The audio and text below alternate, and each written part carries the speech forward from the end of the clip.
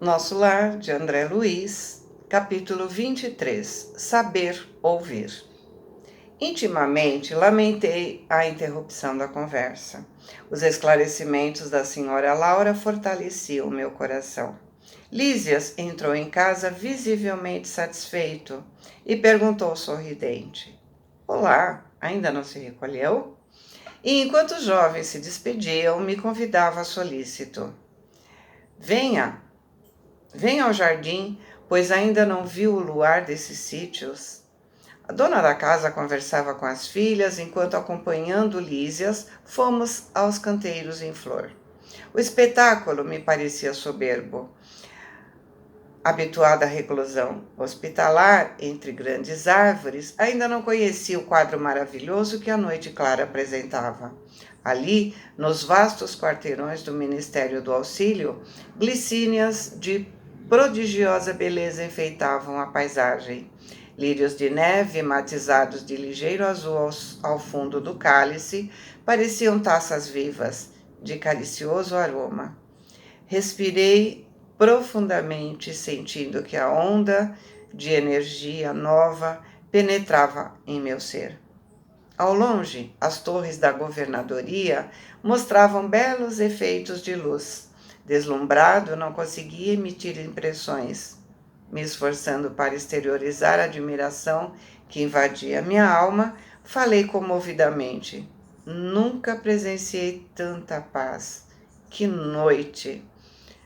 O companheiro sorriu e acentuou: há compromisso entre todos os habitantes equilibrados da colônia, no sentido de não se emitirem pensamentos contrários ao bem. Assim, o esforço da maioria se transforma numa prece quase perene. Então, é uma constante oração, né? Daí nascerem as vibrações de paz que observamos. Então, sua casa é seu lar. Já imaginou você poder respirar esse perfume no seu lar?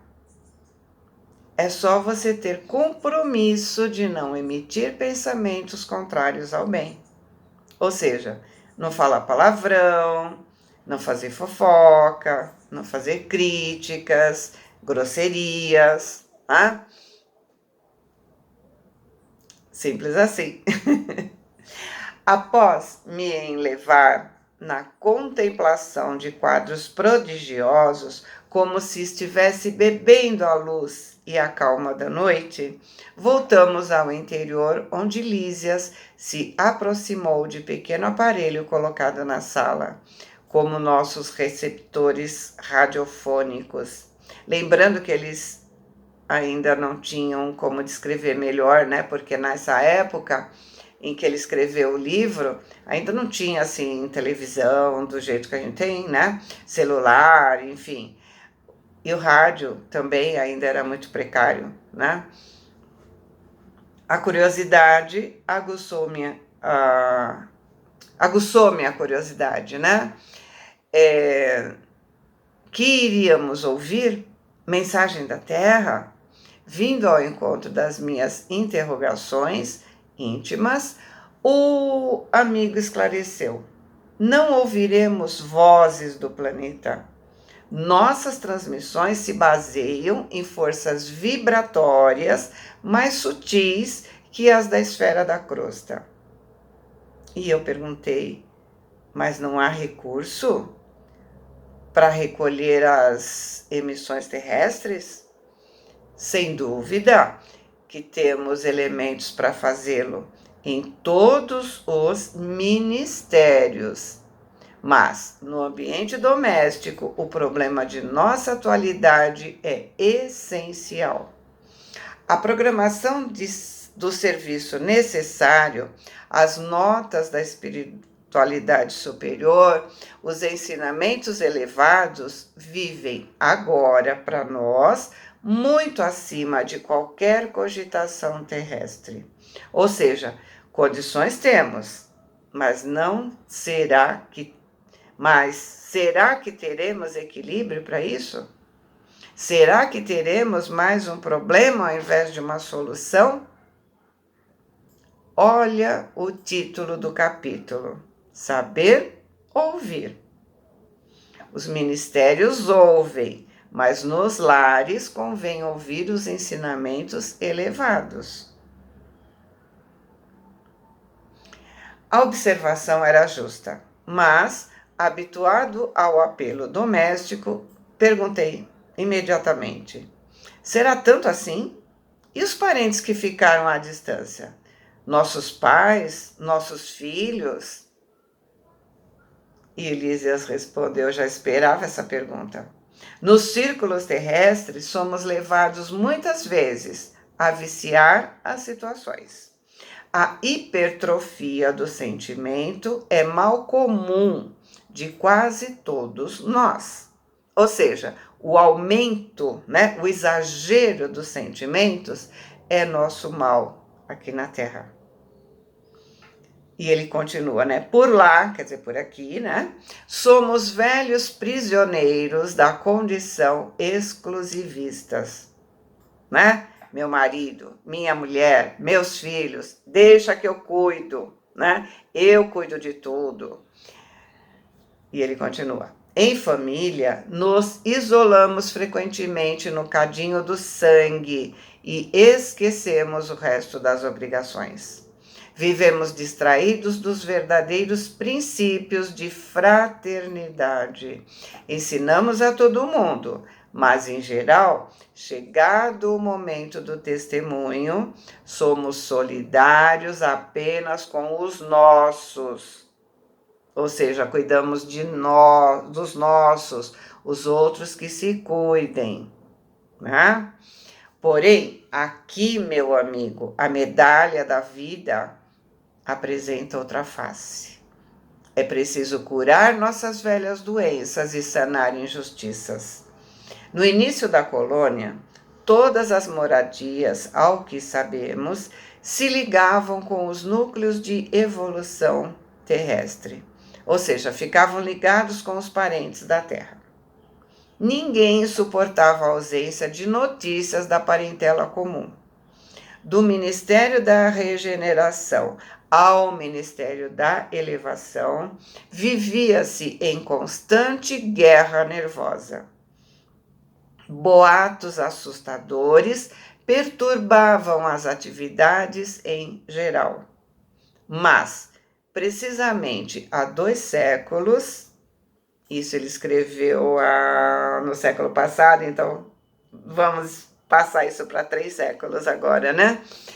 Precisamente há 2 séculos, um dos generosos ministros da União Divina forçou a governadoria a melhorar a situação. O ex-governador era talvez demasiadamente tolerante. A bondade desviada provoca indisciplinas e quedas. Desculpa. Infelizmente, a gente normalmente não consegue entender isso, né? Quantas vezes somos condescendentes, tolerantes demais e acabamos prejudicando as pessoas que amamos por passar a mão na cabeça. Muitas vezes, o passar a mão na cabeça atrapalha ao invés de ajudar. Isso é uma forma disfarçada de orgulho, né? Eu sei mais que você, eu vou te proteger, né? Deixa que eu cuido de você. Não é amor, porque o amor verdadeiro ensina, educa, prepara para a vida. E aí ele continua. E de quando em quando, as notícias dos afeiçoados terrestres punham muitas famílias em polvorosa, ou seja, punham muitas famílias em desespero. Os desastres coletivos no mundo, quando interessassem algumas entidades em nosso lar, eram aqui verdadeiras calamidades públicas. Segundo nosso arquivo, a cidade era mais um departamento do umbral que propriamente uma zona de refazimento e instrução. Claro, né? Vinham todas as notícias ruins de baixo para cima. Então, ali, onde aqueles que viviam deveriam estar neutralizados, ficavam perturbados. É mais ou menos o que a televisão está fazendo conosco hoje, né? Aconteceu isso em tal lugar, meu Deus, tem um parente lá, um amigo, que será dele? Será que aconteceu alguma coisa, né? Como será que ele está? Era exatamente essa situação, né, que eles estavam vivendo. E aí ele continua: amparado pela união divina, o governador proibiu o intercâmbio generalizado. Houve luta. Claro, né? Nós somos acomodados, sempre lutamos antes de aceitar qualquer mudança, né? Então, houve luta. Mas o ministro generoso, que incrementou a medida, se valeu do ensinamento de Jesus, que manda os mortos enterrarem seus mortos, e a inovação se tornou vitoriosa em pouco tempo. Então, Jesus quis dizer que fiquemos com os nossos iguais, né? Os mortos enterrem os mortos. Fiquemos com os nossos iguais. Então, o ministro quis que a terra ficasse com os seus problemas e que eles se afastassem disso para poder crescer, para poder se preparar, para poder voltar. Se tem notícias ruins, tem sentimentos ruins. E nós vimos no início do capítulo, né, que lá só devem ter bons pensamentos, lá só deve ter bons sentimentos. E isso é o que devemos fazer nos nossos lares, nos proibir receber notícias ruins pelos meios de comunicação, né?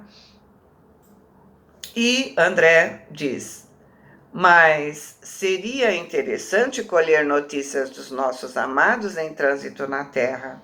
Isso não daria mais tranquilidade à alma? Lísias, que permanecia junto ao receptor sem ligá-lo, como interessado em me fornecer explicações mais amplas, acrescentou: observe a si mesmo, a fim de ver se valeria a pena. Está preparado, por exemplo, para saber que um filho do seu coração está caluniado ou caluniando, mantendo a precisa serenidade, esperando com fé e agindo com os preceitos divinos? Se alguém o informasse agora que um dos seus irmãos consanguíneos foi encarcerado hoje como criminoso, teria bastante força para se conservar tranquilo? E André respondeu, desapontado: não devemos. Respondeu, não, desculpa. André sorriu desapontado, nem teve o que responder, né? E aí ele continua: não devemos procurar notícias dos planos inferiores, senão para levar auxílios justos. Porém, convenhamos que criatura alguma auxiliará com justiça, experimentando desequilíbrios do sentimento e do raciocínio. Por isso que fala, né? Para, respira, para depois tomar uma atitude, né? Por isso, é indispensável a preparação conveniente antes de novos contatos com os parentes terrenos. Se eles oferecessem campo adequado ao amor espiritual, o intercâmbio seria desejável, mas esmagadora porcentagem de encarnados não alcançou ainda nem mesmo o domínio próprio e vive às tontas, nos altos e baixos das flutuações de ordem material. Flutuações, né? Se vai tudo bem, estão felizes. Se tudo vai mal, estão desesperados. Não tem equilíbrio. Embora as dificuldades sentimentais, precisamos evitar a queda nos círculos vibratórios inferiores.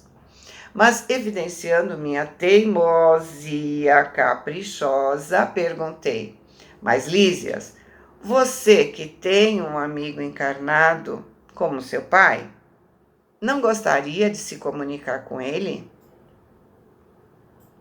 E ele respondeu bondosamente: Sem dúvida. Quando merecemos essa alegria,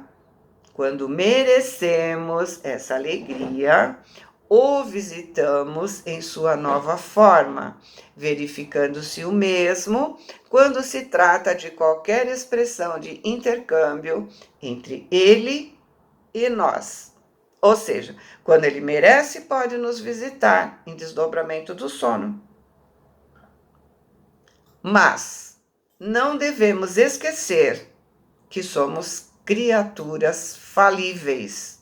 Necessitamos recorrer aos órgãos competentes, aos departamentos que governam a cidade, né?